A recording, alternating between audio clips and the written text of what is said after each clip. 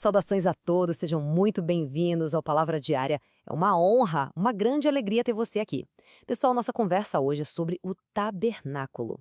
E para a gente começar, já lanço a pergunta: você conhece o tabernáculo? Talvez já tenha lido algo a respeito lá no livro de Êxodo. Mas qual era de fato o propósito e o significado tão profundo que ele carregava? É nisso que a gente vai mergulhar hoje.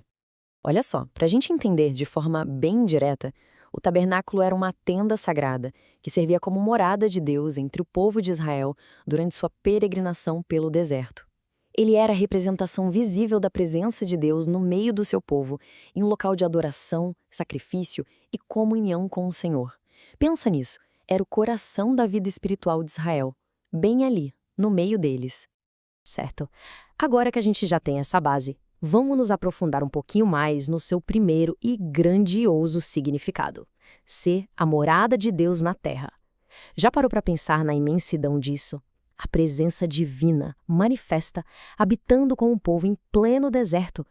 E aqui está a chave de tudo. O tabernáculo não era apenas um lugar físico, mas também representava a presença divina e a santidade de Deus.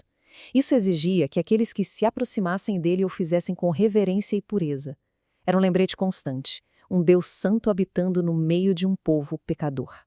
Mas então, como essa tenda impressionante foi construída? O fascinante é que não foi um projeto humano.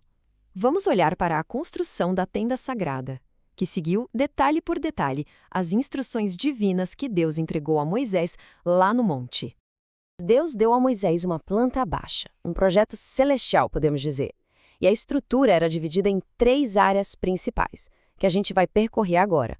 Primeiro, a gente tem o pátio exterior. Depois, a gente entra no lugar santo e, por fim, chegamos ao lugar mais reservado de todos, o lugar santíssimo. E só para a gente ter uma ideia do tamanho, o tabernáculo era uma tenda retangular com as seguintes dimensões: algo em torno de 15 metros de comprimento, por 5 de largura e 5 de altura. Uma estrutura projetada para ser portátil, para viajar com o povo pelo deserto. E agora, que tal a gente fazer um passeio pelo tabernáculo? Vamos nessa jornada juntos, imaginando como seria caminhar do pátio exterior, que era a área mais acessível, até o coração da presença de Deus, o lugar santíssimo. Nossa primeira parada, o pátio exterior. Assim que entramos, a primeira coisa que vemos é o altar de holocausto, um lugar imponente, onde os sacrifícios pelos pecados eram oferecidos. Dá para imaginar o cheiro, o som, tudo ali falava sobre expiação. E logo depois, a pia de bronze, para a purificação dos sacerdotes antes de servirem. Pecado e purificação, bem ali, lado a lado. Agora, a gente passa pela primeira cortina e entra no lugar santo. A atmosfera aqui já muda. Aqui dentro a gente encontra a mesa dos pães da proposição, o candelabro de ouro, a famosa menorá, que iluminava todo o ambiente e, claro, o altar de incenso, de onde subia um aroma contínuo, simbolizando a oração e a adoração a Deus. E então, bem na nossa frente, um véu espesso, pesado, e atrás dele, o lugar santíssimo. Esse lugar continha a presença direta de Deus. Era o ponto mais sagrado da terra. Tão sagrado que só o sumo sacerdote podia entrar ali e apenas uma vez por ano. E o que tinha lá dentro? O objeto mais sagrado de todos, a Arca da Aliança. E dentro dela, as tábuas da lei, como testemunho da aliança de Deus. Um pote com maná, para lembrar da provisão divina no deserto. E a vara de Arão que floresceu, um sinal claro da sua autoridade. Muito bem. Agora que a gente conhece a estrutura física, chegamos na parte mais profunda de tudo isso. Sabe, toda essa estrutura incrível era, na verdade, uma sombra, uma figura de algo infinitamente maior. Vamos descobrir agora o tabernáculo como símbolo de Cristo e ver como a sombra dá lugar à realidade.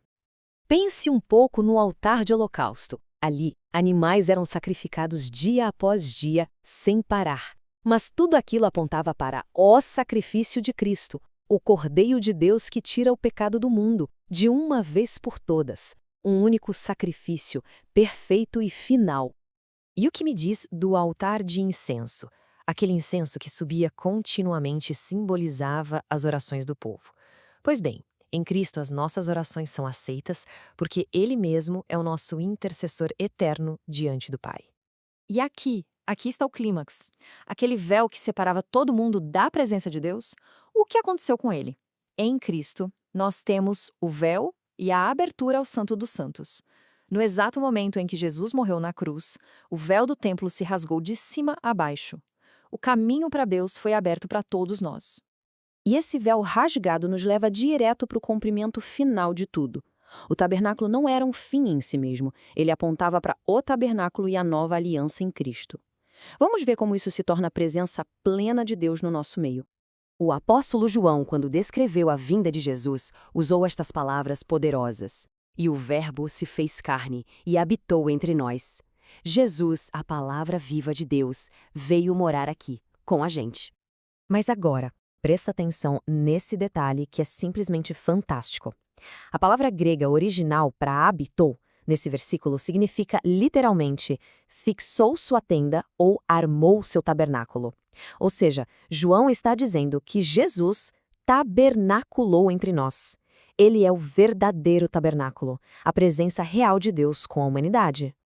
E o que isso quer dizer para nós hoje? Significa que em Cristo o tabernáculo é transcendido. Não precisamos mais de um espaço físico, de um templo de pedras ou de mediadores humanos para a gente se aproximar de Deus. A antiga estrutura cumpriu seu propósito. A conclusão gloriosa é esta: em Cristo, o tabernáculo é transcendido. Não precisamos mais de um espaço físico ou de mediadores humanos para nos aproximarmos de Deus. Em Jesus, temos acesso direto à sua presença e podemos viver em comunhão com Ele, agora e para sempre. E conversamos assim sobre o tabernáculo. Que jornada, não é? Da tenda no deserto até a presença viva de Deus em Cristo. Nós convidamos, se inscreva no canal, compartilhe essa mensagem e vamos juntos na leitura da Bíblia Sagrada. Deus abençoe grandemente a todos.